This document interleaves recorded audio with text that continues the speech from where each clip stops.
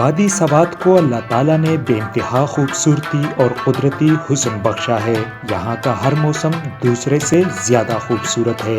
حسین وادی سوات میں موسم سرما کے آغاز میں جب خزاں شروع ہو جاتی ہے تو درخت زرد اور مختلف رنگوں کا لباس اوڑھ لیتے ہیں۔ پہاڑوں پر برف کی سفید چادر اور درختوں سے ٹوٹتے زرد پتے۔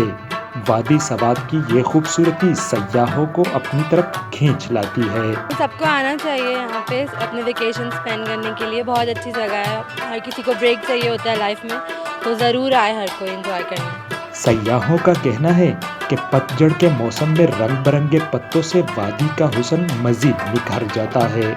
مظفر شاہ، MP نیوز، سوات۔